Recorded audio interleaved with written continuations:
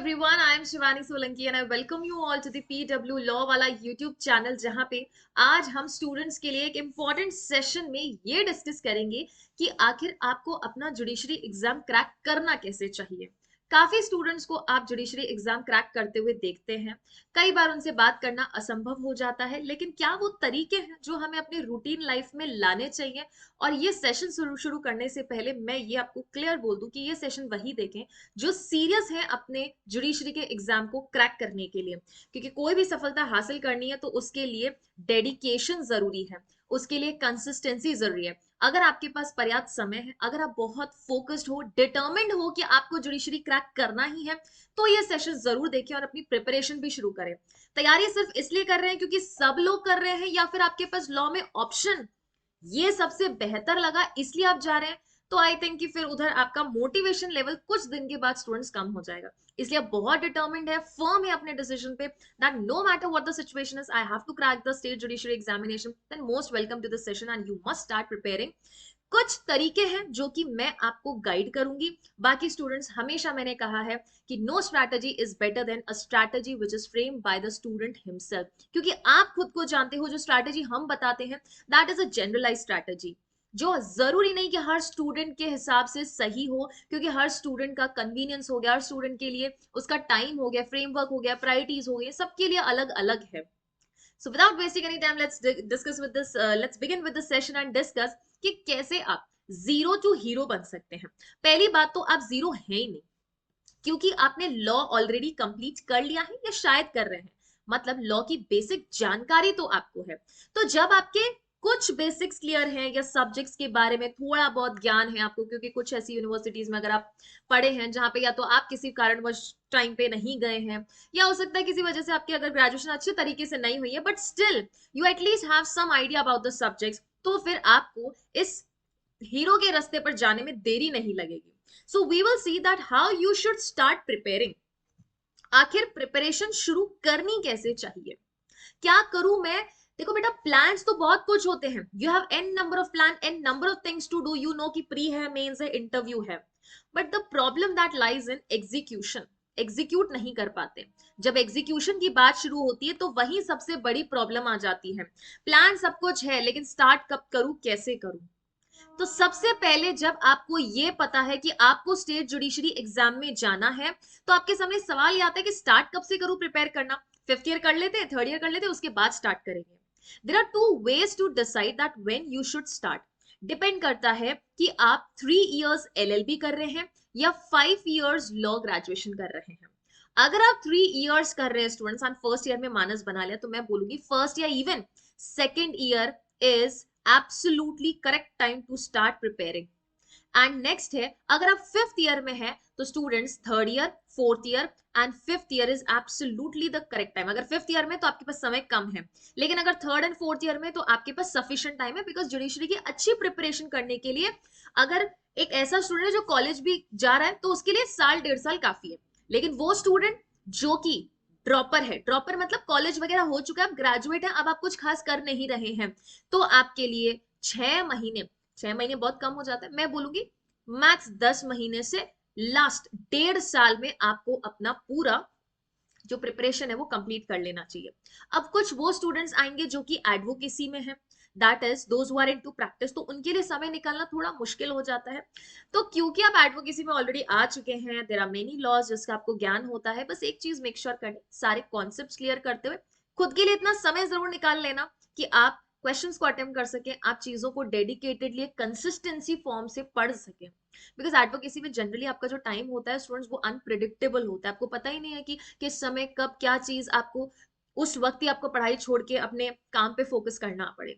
ठीक है, there is a difference that you need to understand, that there is a difference between what you are actually doing at a moment and what actually you want। अभी हाल फिलहाल आपको क्या चाहिए उसका फर्क है, वो डिफरेंट है उस चीज से जो कि आप हमेशा से करना चाहते हो। तो हम एट मोमेंट काम करने में अपनी इतनी एनर्जी चैनलाइज कर देते, इतनी एनर्जी डाल देते कि एक्चुअली हम जीवन में किस चीज के पीछे भाग रहे थे, किस चीज को हम चाहते थे, उसके लिए समय नहीं निकाल पाते हैं।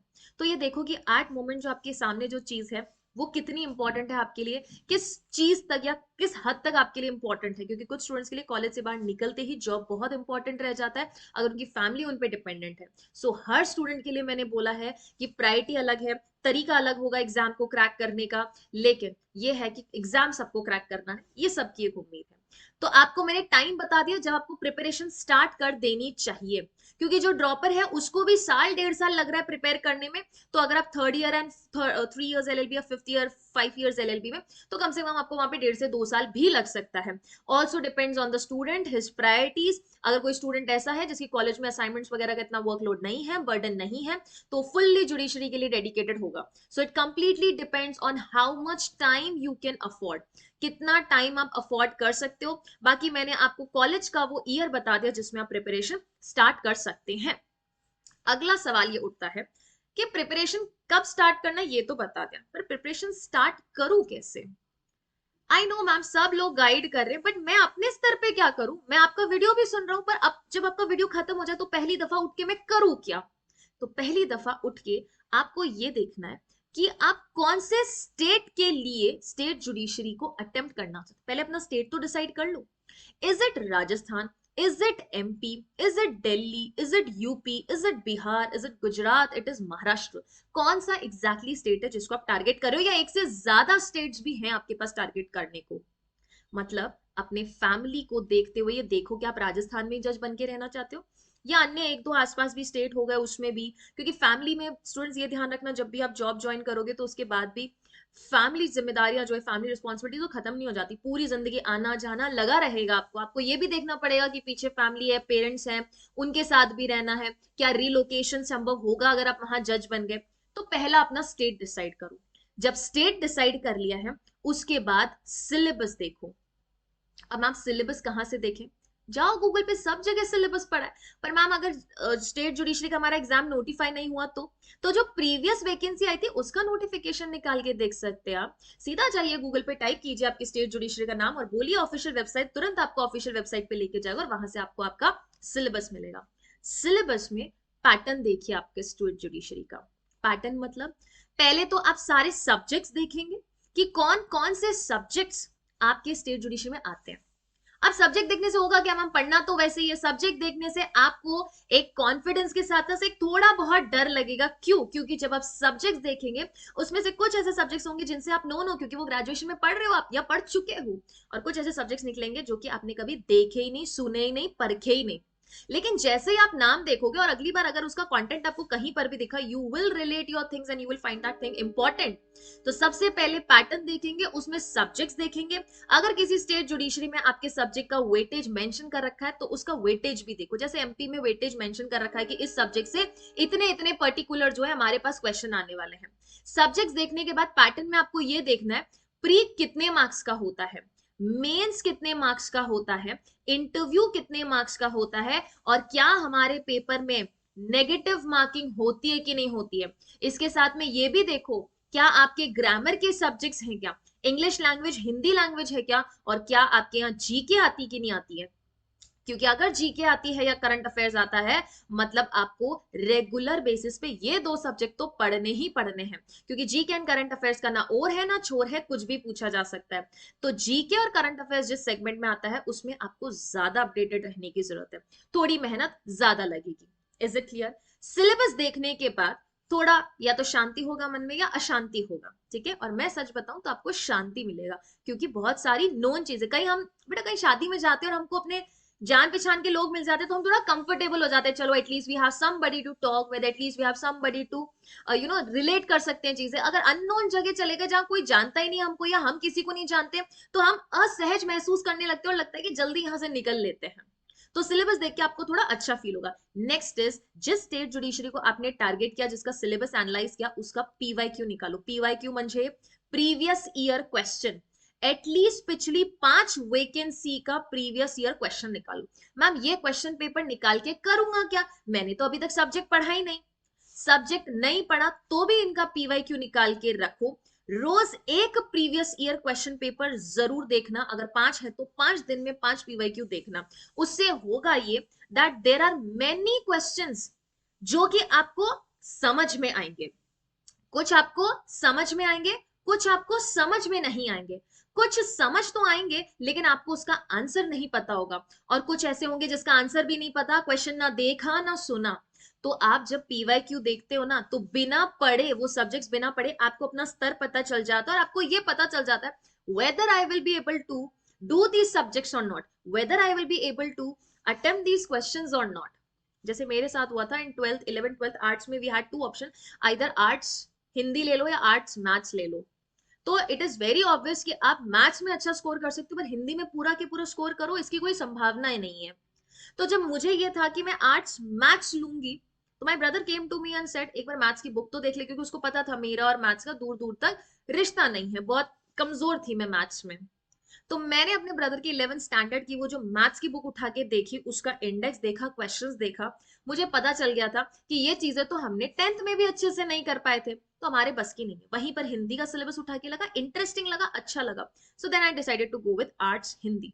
सो दैट इज हाउ वो चीजें देख के आपको एक मन में जहन में चीजें समझ आएगी, पेपर का लेवल क्या है, मैं किधर हूं और मुझे कहां तक जाना है। ये बेसिकली आपको आपका लेवल बताएगा पीवाईक्यू। पीवाईक्यूज देखने के बाद अब आपको उन सब्जेक्ट्स को स्टार्ट कर देना चाहिए स्टडी करना, और अपना स्केड्यूल, पॉसिबल स्केड्यूल बनाना है, पॉसिबल रूटीन बनाना है। इम्पॉसिबल नहीं बनाना है एक दिन में 12 घंटे पढ़ूंगा, एनर्जी खत्म हो जाएगी। स्टेमिना ऐसे नहीं बनता ना। अगर कोई एथलीट है वो भागता भी है तो बेटा एक दिन में 10-10 किलोमीटर नहीं भागता, 100 मीटर भागता है, 1000 मीटर भागता है, फिर आपका वो और 2 3 4 ऐसे धीरे धीरे किलोमीटर्स, और फिर वो इंक्रीज करता है, धीरे धीरे रूटीन आपकी बढ़ती है। तो पहले 2 घंटे पढ़ो, कम पढ़ो पर अच्छा पढ़ो, बढ़िया पढ़ो, मजा आना चाहिए, चीजें याद रहनी चाहिए। धीरे धीरे अपने सब्जेक्ट्स की गति को बढ़ाओ। एंड जब स्टडी कर रहे हो तो इसकी 3 स्टेजेस होगी बेटा। क्या होगी? 3 स्टेजेस होगी। ये स्टडी भी नहीं है, प्रिपरेशन है। मुझे क्या लिखना चाहिए स्टूडेंट्स यहाँ पे? प्रिपरेशन। और प्रिपरेशन भी एक रूटीन से ही होगा, कंसिस्टेंसी, रोज पढ़ना है। मैं बोल रही हूँ अगर किसी दिन शादी में जाना है, आपको पता है कि आज तो हमको गांव जाना पड़ेगा, आज तो शादी में जाना पड़ेगा, तो मैम टाइम नहीं मिलेगा, 6 घंटे नहीं पढ़ पाऊंगा, कोई बात नहीं, 60 मिनट ही पढ़ लेना उस दिन, आधा घंटा ही पढ़ लेना, लेकिन पढ़ना, किताब से दूर मत रहना।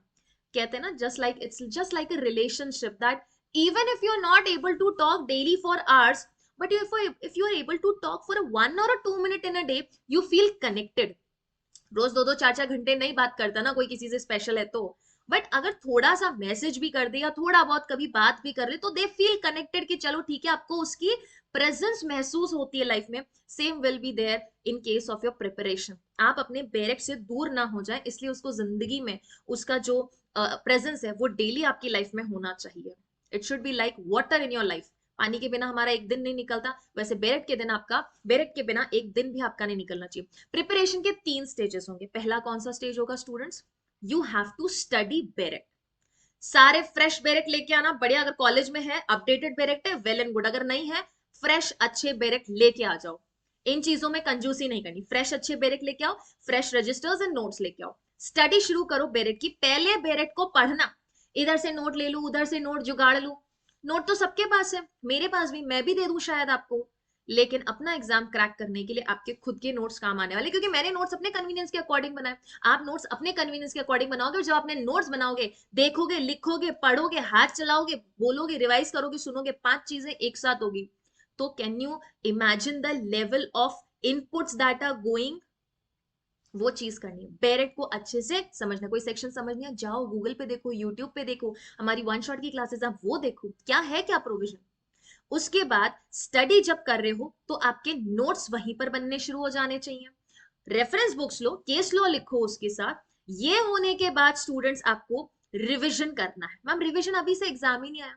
अरे एग्जाम के वक्त तो पूरा सब्जेक्ट रिविजन होगा, पूरा सिलेबस रिविजन होगा। अभी आपको जब तक एग्जाम नहीं, प्रोविजन रिवाइज करो। आप कल जो पढ़ा आज रिवाइज करो, कल और आज जो पढ़ा परसों रिवाइज करो, कल जो पढ़ा आज जो पढ़ा, एंड जो परसों पढ़ने वाले हो या कल पढ़ने वाले हो उसका परसों रिवीजन करो। मतलब डे 1 को जो पढ़ा उसका डे 2 को रिवीजन, डे 1 एंड डे 2 को जो पढ़ा उसका डे 3 को रिवीजन, डे 1 2 3 को जो पढ़ा उसका 4th डे को revision. That means by the end of the month आप डे 1 से लेके 29th डे तक सारी चीजें कितनी बार रिवाइज कर चुके हो।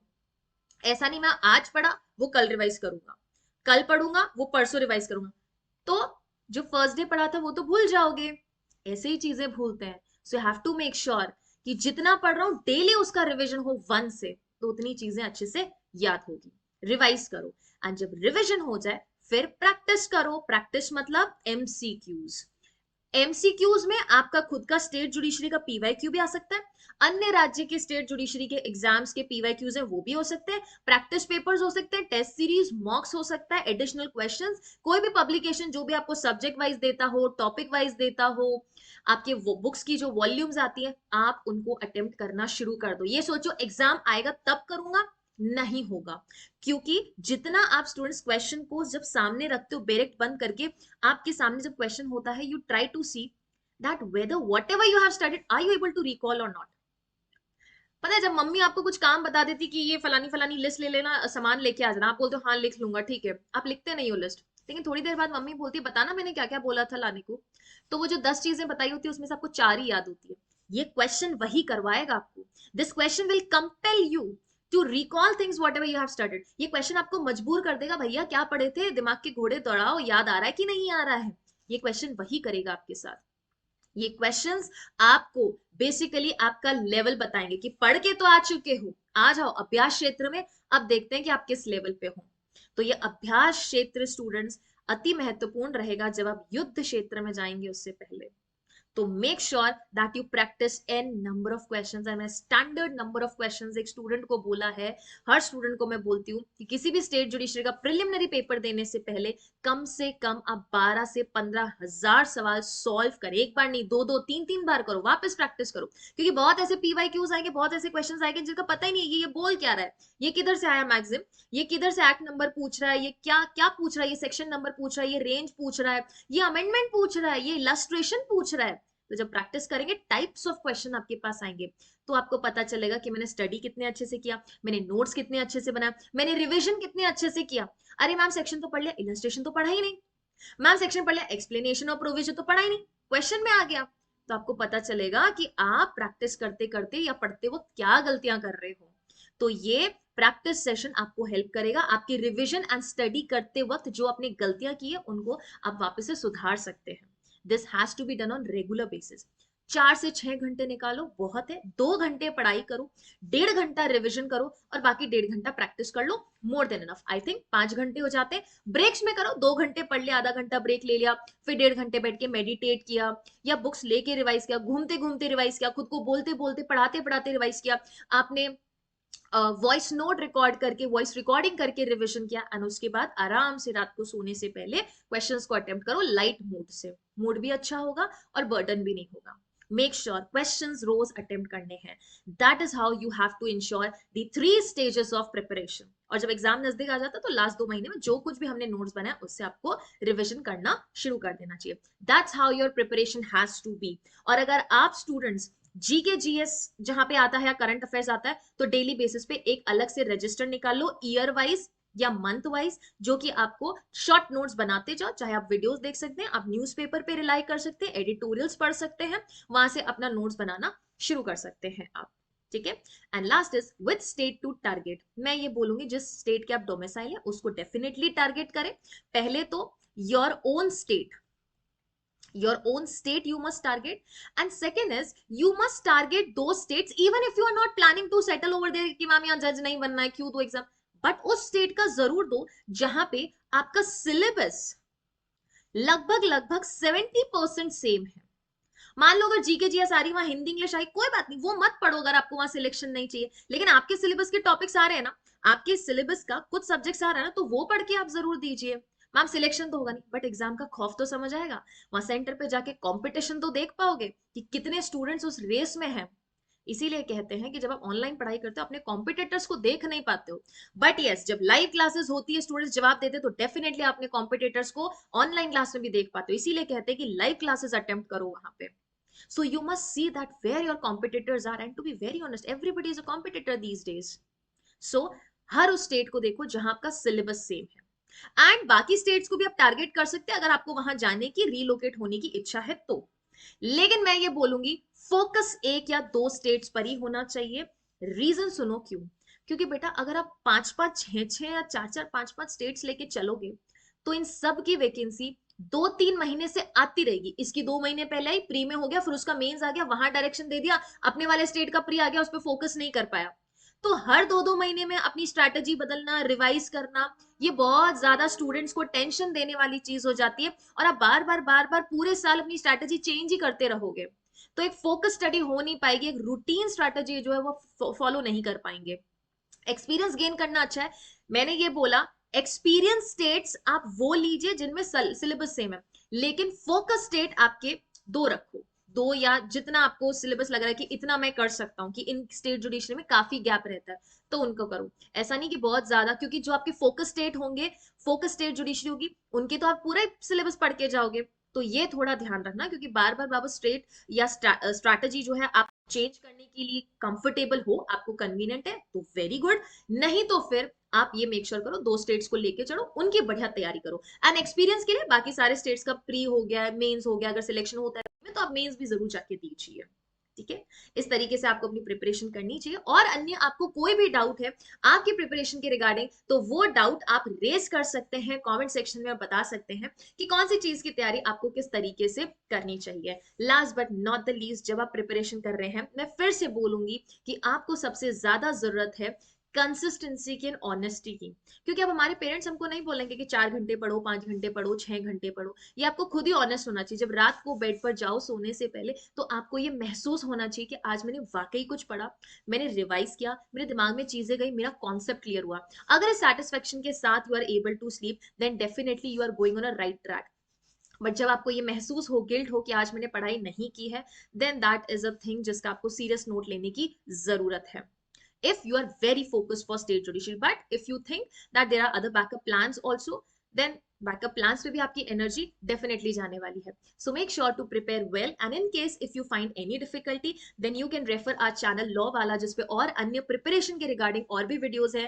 काफी सारे state judiciary के major laws and minor laws के one shots भी दे रखे हैं, जिनकी PDF आप PW law वाला judiciary telegram channel से भी डाउनलोड कर सकते हैं, अपने नोट्स प्रिपेयर कर सकते हैं। ये भी देख सकते हैं कि आपको नोट्स कैसे प्रिपेयर करने चाहिए, बिकॉज नोट्स प्रिपरेशन जब अच्छी हो जाती है तो चीजें आपके दिमाग में स्कैन होनी शुरू हो जाती है, विजुअलाइज आप करना शुरू कर देते हैं।